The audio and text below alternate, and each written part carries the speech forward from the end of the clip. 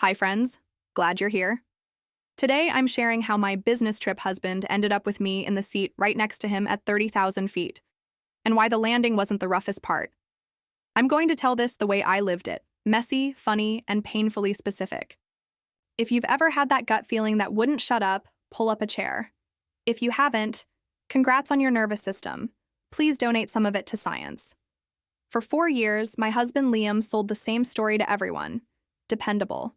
Mid-level project manager, allergic to drama, married to his best friend, me, and occasionally out of town for client visits. His travel bag lived by the closet like a well-trained dog, always ready to go fetch a per diem. He had a rhythm. Pack 2 dress shirts, 1 blazer, the lucky navy tie that made him look like a school principal who confiscates vapes, and exactly 3 pairs of socks because hotel laundry exists. He'd text me the same photo from every hotel, open laptop, notepad, room service burger, as if Marriott gave out tax credits for consistency. We had traditions, too. When he left, I'd stock his favorite snacks. When he returned, we'd go to brunch to debrief, which is code for me listening to how many times he had to explain scope creep to a man named Brent. I didn't police him. I'm not a parole officer. I'm his wife. There's a difference, at Ma. Least there should be. The first crack came from a very stupid place, the laundry basket. His shirt smelled like a citrusy, luxury hotel kind of clean, except he hadn't stayed anywhere fancy on that trip. The expense report said Red Roof Inn. The detergent said Rodeo Drive. I also noticed he'd packed 2 casual t-shirts that I never see him wear. He said, "Oh, we went to a team-building bowling night." Sure, because nothing says corporate synergy like a graphic tee that says Sunrise Social Club. Then the late-night pings started. He'd turn his phone face down and say, "East Coast clients. We live in the same country. Why are your East Coast clients sending you selfies with their hair curled?" For a while, I tried to be evolved. I told myself the things women are trained to recite like a bedtime prayer. Don't be paranoid. Trust until you have a reason not to. We're partners, not private investigators. Then I found a reason. On a Tuesday, he announced, breezy as iced, "Coffee. Hey babe, last-minute trip. Chicago. 2 nights back Friday." He kissed my forehead like a man who just rescheduled a dentist appointment. He showed me an email. Subject, urgent, on-site visit. The sender was his boss, except the email signature had an extra space in the phone number, and the logo looked like it was copied from a brochure in 2009. I smiled. "Wow, so sudden!" He smiled back, relieved at how dumb he assumed I was. When he went to shower, I opened his laptop. "Before you clutch pearls, I have his passcode, he has mine. We exchange memes like a married version of NATO." He'd forgotten to quit iCloud. Calendar, emails, the whole circus tent.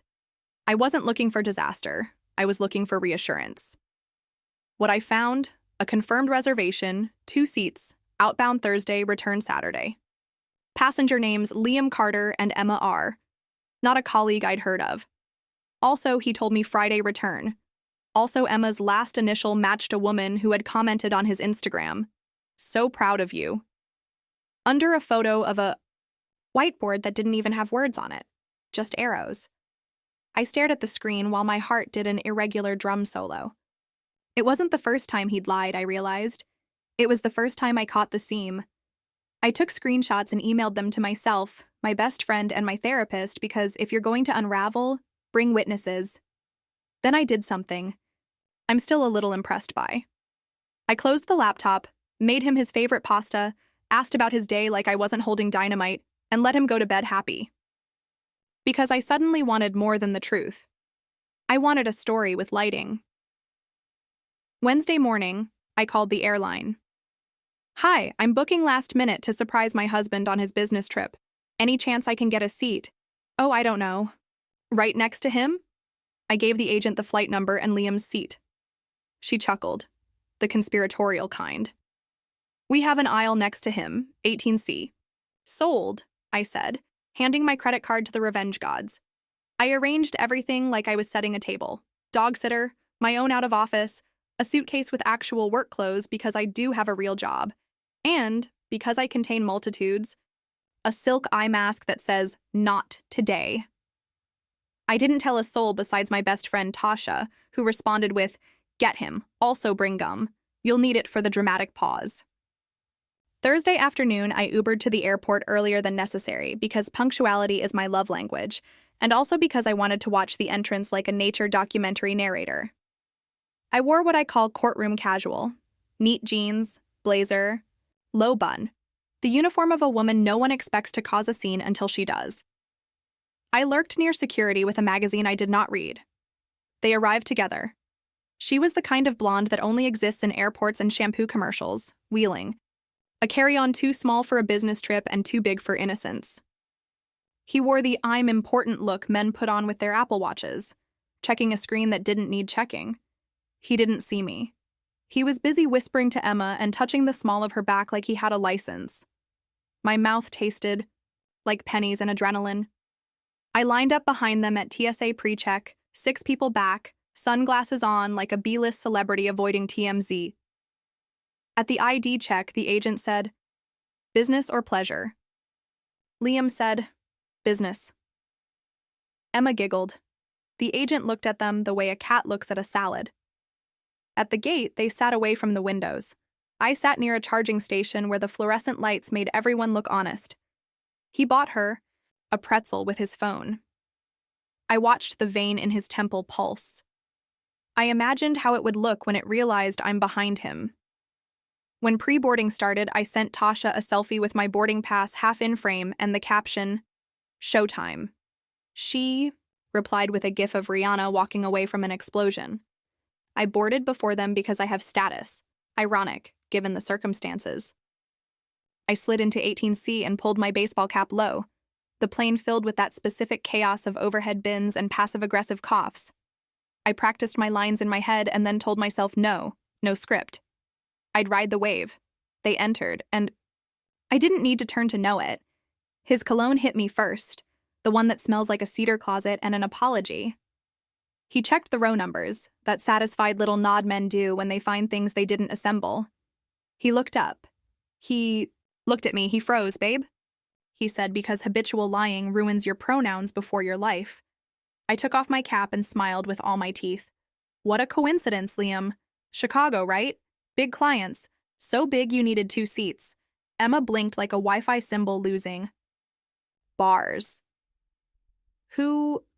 I reached out my hand pleasantly. "Hi, Emma. I'm the wife." The entire radius of 3 rows went silent the way birds do in cartoons before a storm. A flight attendant in the aisle did the slow head turn of a woman who's seen worse, but rarely this early. Liam attempted the pivot. This isn't, honey, let's, business trip?" I offered. Or did HR rebrand mistress to morale consultant? A guy across the aisle snorted so hard his earbuds fell out. Emma swallowed. "You told me you were separated." "Ah," I said. The classic +1 lie, upgrade included, wife not. The flight attendant approached, all diplomacy. "Is everything okay here?" "Wonderful," I said pleasantly. "My husband accidentally invited his girlfriend to our marriage. I just RSVP'd. The attendant blinked once, professional empathy loading. "All right, we will need everyone." Seated for an on-time departure. "Sir, ma'am." She looked at Emma. "If there is a seating issue, we can try to find alternatives." "No need," I said, fastening my belt. "I purchased this exact seat for this exact reason." I showed her my boarding pass. She nodded, processed, moved on like a UN envoy. Liam whispered, "Can we please talk about this later?" "Sure," I said. My calendar is wide open after I finish exposing a cheating husband's betrayal. Working title. Emma sank into 18B, the middle seat, a place that suddenly felt metaphorical. Liam slid into 18A by the window, trapped between me and the Earth's curvature. We took off in a silence so loud it could have triggered air marshals. I let it extend past beverage service. I gave him time to appreciate the view. My cheekbones, his options, and 2.5 hours of altitude with an audience. At 10,000 feet, when electronics are allowed and lies apparently still are, I pulled out my phone. The screenshots were a museum exhibit titled, "This is Why You're Shaking," email with the fake boss signature, the 2-passenger itinerary, a text thread where Liam wrote to Emma, Can't wait to finally travel together without sneaking around. Dated last week. The same day he told me our couple's therapist was too expensive. I turned the brightness down, I'm petty, not cruel, and placed the phone on the middle tray so everyone could see, including the elderly woman behind. Us who leaned over like this was better than the crown. Emma stared, then inhaled like someone finding out their brunch has shellfish. You said you filed. You said she knew. I filed this, I said, tapping the screenshot of the two-person reservation. Liam's jaw worked like an old printer. This is not what it looks like. Buddy, said the man in 17C, not even aiming his comment. It never is when we can see it. I turned to Emma, softer because my fight isn't with her. I don't know what he sold you. I don't care, but this right here is a limited time offer. You can walk away without paying his bill. She pressed her lips together, nodding. Her mascara did the thing mascara does when it realizes it's in a tragedy. Liam tried to whisper. Please stop. People are staring. I raised my plastic cup of ginger ale. Cheers to community theater. The flight attendant returned with snacks, lingering the way gardeners do around weeds. She slid me an extra pack of Biscoff and mouthed, You good? I gave a theatrical little shrug. She dropped a napkin on my tray with a pen mark that said, You are a queen. I have never wanted to join a union more. Mid-flight, he made his final pitch. Look, we've been off. You've been distant. I made a mistake. Oh, I agree, I said.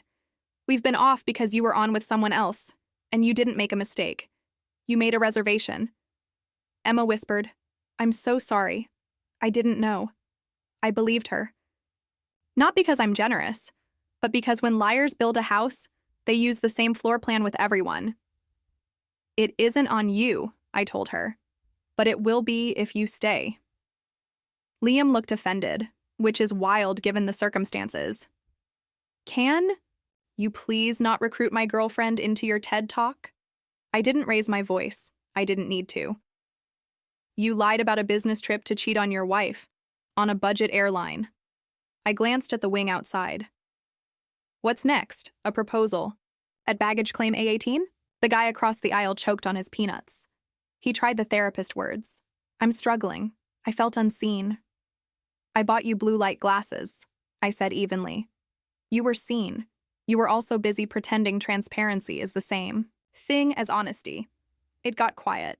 The engine hum filled up the places where our marriage used to live. An hour before landing, Emma asked to be reseated. The flight attendant found her an aisle up front. Before she left, Emma turned to me and said, I'm ending this. I'm sorry for my part. I nodded. Good. I meant it. She grabbed her bag and left a lemon mint lip balm in the seat pocket, like a treaty offering. Liam watched her go with a panic that came too late. You didn't have to do that. I didn't do anything, I said. You did. We landed to scattered claps and one, good luck from the man in 17C who gave me a fist bump like we'd co-piloted. At the gate, I let Liam walk ahead so he could face his future alone for at least 30 feet. By the time we reached baggage claim, Emma had disappeared into the Chicago afternoon, pulling her carry-on like a woman who'd aged 10 years in 2 hours and decided to use them well. At the carousel, Liam tried one more time. Can we go to the hotel and talk? I'm not going to your hotel, I said. I'm going to mine. I held up my key card from a different chain, one with lobby plants that don't look like they cry at night. Then I'm going home tomorrow. You're welcome to come home next week to pick up your things. My things? Your things. Laughed one sad syllable. You're serious. I booked a seat next to you on a plane, I said. Take me seriously. Back at my hotel, I did what women in movies do after breakups, except realistically. I called room service, ate fries in a robe, and opened my laptop to a spreadsheet labeled Boundaries. Finances, froze the joint card, split the account, notified the bank that all future travel charges required dual authorization from me. Logistics, changed the house alarm code, reset the garage keypad, removed his access to the Nest because cheaters should not control your thermostat. Receipts, backed up screenshots, compiled dates, Printed everything because paper cannot accidentally disappear from a shared cloud. Legal. Emailed a divorce attorney recommended by a coworker who specializes in amicably ending dumpster fires. We scheduled a consult for Monday. I slept well. The sheets smelled like bleach and second chances. The next morning, Liam's messages bounced between frantic and poetic. We can fix this. I lost my head. It meant nothing. I love you. Always. Then, my personal favorite. Can we please talk before you make any rash decisions? I typed back, booking a seat next to you is a rash decision. Filing won't be. He called my mother. She said, "Oh no, sweetheart. She doesn't live here. She lives in reality." Then she texted me a heart and a Venmo for coffee, which is love in my family. On Saturday, I returned home. I packed his essentials respectfully. Clothes, toiletries, his beloved blender that sounds like a helicopter trying to divorce another helicopter. I labeled boxes like a librarian. Work, gym, regrets. The last one was empty, for thematic reasons. He came Sunday with his brother. He tried to make eye contact like a man auditioning for forgiveness. I handed him a printed list of pickup times and boundaries. You can text me only about logistics, I said. Anything else goes to my lawyer or the vacuum of space. His brother, sweet, awkward, hugged me and whispered, "I'm sorry." I said, "Me too, but I'm also not." He nodded like he understood both truths at once. Emma emailed me a week later. The subject line, an apology from me. She wrote that Liam had told her we were basically over, that he was sleeping. On the couch, lie, that I was okay with them seeing where things go. I actually choked on a grape reading that, and that she believed him because she wanted to. She ended it with, "I hope you ruin his life just a little." I replied, "I won't. He'll do that on his own.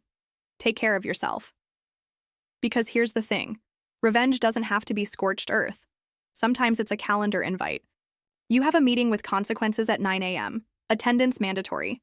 Did I do some small things for my own soul? Absolutely. I renamed our Wi-Fi from Carter Home to Cheaters Don't Get Dessert. I returned to the airport alone a month later, flew to visit my cousin, and treated myself to an upgrade. I toasted my ginger ale to row 18 and the woman I was on that flight.